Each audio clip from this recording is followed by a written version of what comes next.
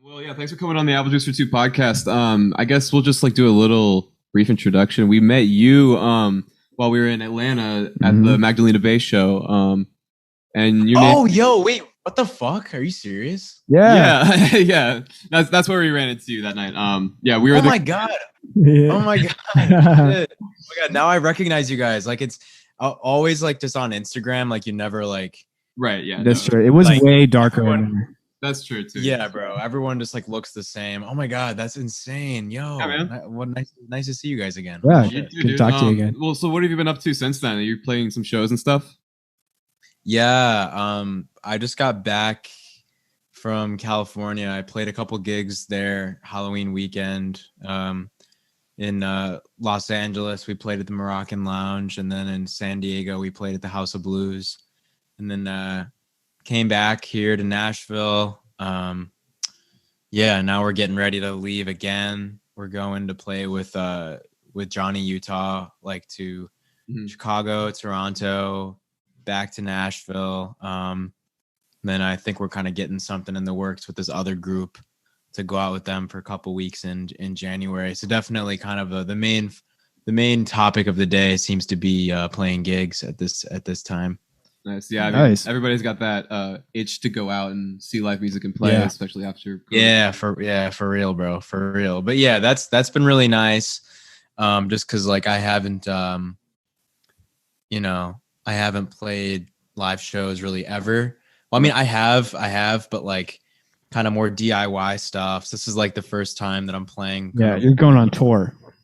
Yeah, right. Yeah, this is kind of the first like legitimate taste of the live experience that I've had this far. And it's been nice because kind of the set that I have right now, like for the first time, is like a set that I'm truly like, oh yeah, like this. I feel really good about this. Like I'm like confident to take this anywhere versus like when I was playing, like before COVID or whatever, like, yeah, the sets weren't bad, but it was just sort of like I wasn't able to like really step into my own kind of live yet, just because my music is a little bit tough to translate into a live. Yeah. Not tough to translate, but it just takes a little bit of work to get it, to like the quality that I want it, What genre would you say your music is? I don't really know, man. It seems like everybody's Yeah. just gonna. That's Modern electronic music is hard that's a to. corner. Yeah. Well, so for Yeah, your live sets, do you use do you build Ableton project sets for each song, or do you use Ableton for your live performances? Or Nah, so I use Reason like for everything. Oh, really? Just, Okay. like, yeah, like I've been using that to make music Nice. forever. Nice. So all my, but in live shit, so my live setup, I kind of wanted to go for like a White Stripes kind of deal. Oh, yeah. So it's pretty much just me and then a drummer. And this kid, like, he's a crazy like jazz fucking animal, bro. He's so good. Oh, by the way, is it fine if I curse in this, or you not? Oh, yeah, Fuck go for it. yeah. No problem. Fuck yeah. But I Yeah. want to ask, like, so you're on the road so much, you're playing so many shows and stuff.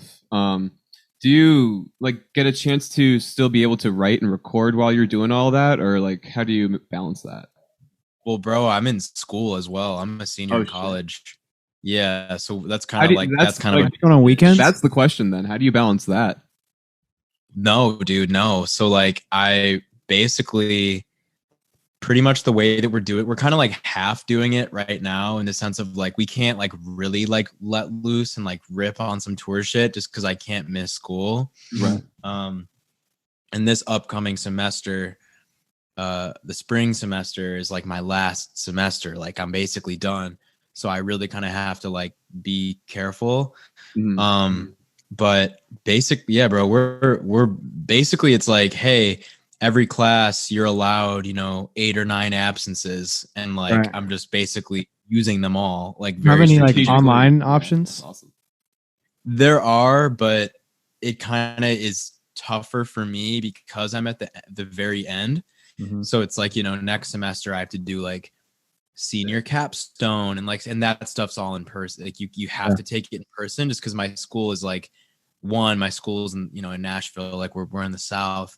And then, and two, it's like a kind of a smaller school. It's probably like a little bit under 10,000 kids. So it's like mid-size, But since it's like, you know, not massive, like state school XYZ, like pretty much we've been allowed to go in person, like basically since COVID started. So yeah. Dang. Well, so you're just like, are you gonna plan on going crazy in the summer when you're able to? So that's I'm not really sure because so like I'm in Nashville right now. Like I met y'all in Atlanta. Mhm. Uh yeah, I'm in Nashville right now, but I think that when I graduate, like my whole team wants me to like make the move, the big move out west, you Oh, know, it's to in go LA. out. Yeah, go out there. Because I think that we're kind of looking at like publishing agreements and other like to kind of Mhm. really get me into that space of being a producer for other people, because that's kind of that was like kind of the space, like that was like I don't know, kind of just like when I did that one session with Magdalena Bay, it was sort of like that was like my second like little session. I didn't even like know Yeah. what to do. I So probably wait, seem I like kind of do want to touch on that. Like, how does that even start? Like, where did that start from? basically like management and like publishing companies like set you up with one of it's like little play dates, like they kind of Oh, just wow. match make you. Is that like um, tied to your label? I don't have a label. So it's pretty much, yeah, I don't have a label, so pretty much it's just like, I don't think you did. What is this like a manager you have or something? I don't know. yeah, I don't know, it's just, yeah, no, we're like, dude, we're like as DIY as it gets. It's like kind of Yeah. fucked. Oh, I see. But It's like your team in the sense, like. yeah, just like, yeah, like your maybe your attorney has a connect, or your, you know, your Gotcha. like whatever, there's a whole bunch of different That makes sense because, like, I guess everybody in the music business or people who are doing like music law or whatever, they're just like out there in LA, so it's just Yeah. easier to yeah. do business there. Yeah, but like, yeah, but kind of just what you touched on, like for the summer though, it's sort of like I think I'm gonna be going out there and kind of like really trying to grind Mhm. just everything, you know, like the artist project, publishing stuff, like sync stuff. I want to like we've Right. been getting into like making music for advertisements and stuff like that, and just like a lot of different shit. Like mainly the artist project, just because that's kind of like the bread and butter. But Yeah. I think because I'm gonna be going out there, I think I'd rather kind of use that time to really tap in and kind of work, Right. rather than just kind of dick around on the road. So I think that we're gonna do a decent amount of shows before the summertime, probably do a couple small festivals in the summer, and then hit the tour stuff hard in like the fall, like fall 22. Nice. That's awesome. That's exciting. Where did you start making music? What do you, when like did you? like location, or like what age, or what do you mean? Yeah, like what age?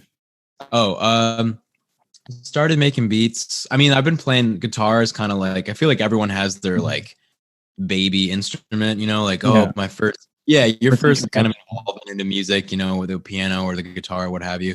The guitar was mine. So I've been playing guitar forever.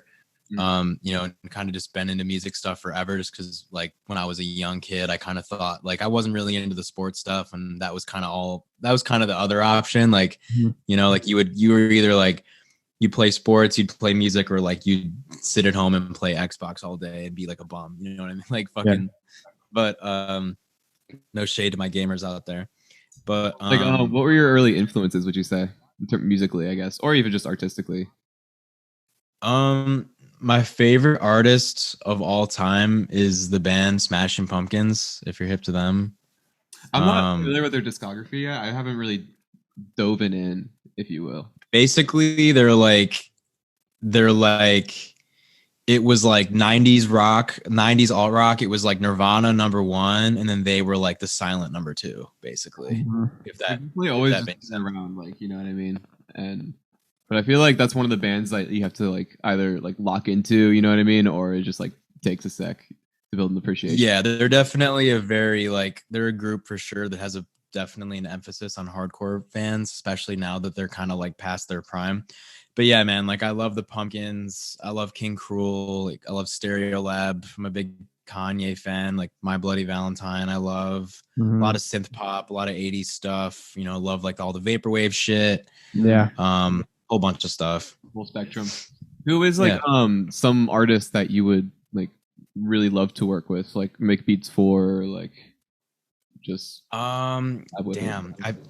that's one of those questions where like I'm gonna say some shit now, and I feel like I'll be able to think of a way better answer later. So like this probably is not a good answer, but you shoot for I don't know. It's more feasible. This would make a really good like. I said that I wanted to make beats for this person, and now I did.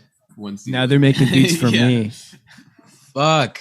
I'm sorry if I just put way too much pressure on that for you. We can. Nah, here, wait. Looking, I've got like, let's see. You got like, let's see, like not like my. I just look at like my favorite albums of all time list. Maybe that'll give me a brain burst. I'd love to work with Beach House. Oh. I would love to work with. Young Lean. I would love to work with Earl Sweatshirt. Of course, like Kevin Parker, just because everyone like just because he's like, just like to everyone. I'd love to work with King Cruel. Fucking, I'd love to work with. I don't know. Like I'm a big Home Shake fan. I would like to work with him. I like him a lot. I don't know. I feel like I'll be able to fucking find a better answer later, but that's just a little. I mean, those all. Kevin Parker might be one of the probably top 3. That's true, yeah. Of people to like make music with. I mean, just like from our generation, like decade, you know what I mean? Because like he's such a huge influence. Yeah, and you could probably just go so like I'm a huge gear nerd and just like very into all that. Like, he's got whatever everything, and like I feel like he would be such a pleasure to just like nerd out with and just kind of go crazy. I'm sure his home studio is have a bottle of wine. Yeah, exactly. Oh yeah, have full glass of wine. You know. Exactly. Are there any artists that you're listening to right now that you think are a little underrated or deserve some more love that we should check out? I mean, I saw you guys at the show, bro. Definitely George Clanton. I think like everyone on the fucking planet should know George Clanton. Honestly, he's like my fucking favorite. George Clanton. I don't know if you guys are hip to this group. It's like a kind of like a hip hop like jazz fusion kind of deal. They're called Standing on the Corner. If you've ever heard of them. No, I haven't, but I'll check that out because it sounds nice. Yeah, they're good as hell. Definitely, I would say them. Fuck, that's kind of all that I can think of off top. No, I want to check out the Standing on the Corner band. That sounds really nice. They're very good. They're very good. Yeah, so tell us about Nashville. Have you ever been to Nashville? No.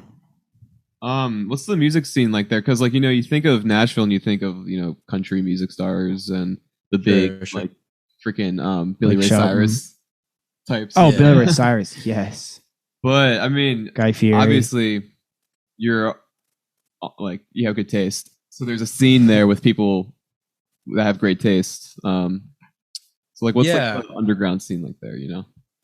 So it's interesting because I don't know if I mentioned it, but I'm like actually from Chicago. Oh, right. So I'm just a student here. So it's kind of interesting. Like your perspective on Nashville right now, like was my perspective on it like 4 years ago. Like before I came to college here, I'd never been here. I'd never spent any time. I passed through it once on a road trip, but never spent any time here. I know when I came to school here, I knew 0 people. I was the only kid I had a big ass high school and I was the only kid from my whole school graduating class going to Tennessee. Like I knew fucking no one, dude. And I knew nothing about Tennessee. I thought it was just like that's exactly what I thought. I was like, oh, it's just like country, it's probably going to be whack. Like I thought I was going to end up hating it.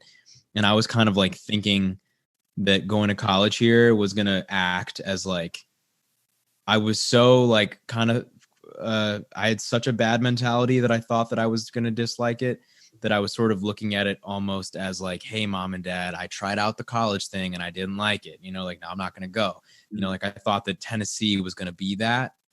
But dude, I loved it. I love it. Present tense. Like Tennessee is fucking dope. Nashville specifically is fucking dope. Surprisingly similar. Well, not surprisingly similar, but it actually does remind me a lot of Chicago in a weird way. Just in the sense that the way that people act, the way that people kind of carry themselves. It's a strong sense of individuality, but also a strong sense of community. And the music scene here would actually shock you. That's the funny part, is the music scene here is actually pretty great. And it's only getting better, which is interesting. Like I've been in session with people recently, like specifically there was this one dude who a publisher set me up with, and he was an older gentleman. He was maybe 32 or 33. I mean, that's not that old, but like older for me to be working with them. And he was like, yeah, bro, I've been living in Nashville my whole life, and the past like 5 years it's been like exponential growth in the music scene in terms of alternative styles, indie styles, electronic styles, hip hop styles, punk rock, everything. It's fascinating because it's like overall, it's in a general sense, it's the second fastest growing city in the country, behind Austin, Texas, in terms of people moving here. And like the music scene seems to be reflecting that. Like even, when I think back to the freshman year, which was 2018, to now, senior year, it's like I've noticed a very apparent change. Definitely. Just it's super interesting, man. People here are really nice. I've met a lot of great people here. Like, yeah, it isn't as vibrant or like experimental as maybe a Los Angeles or a New York City, kind of deal. But definitely, dude, if you come to Nashville and like you're looking for something, like you're gonna find it. Well, it definitely sounds like, it's the bigger it gets, the more diverse it gets. Like there are people coming from everywhere and ending up in Nashville. So there's like inevitably a lot going on from whatever subculture there is and stuff. I mean, it sounds like it's fastly growing to perhaps like outgrow New York in terms of East Coast musical hotspots. But did you get muted? I can try to unmute you.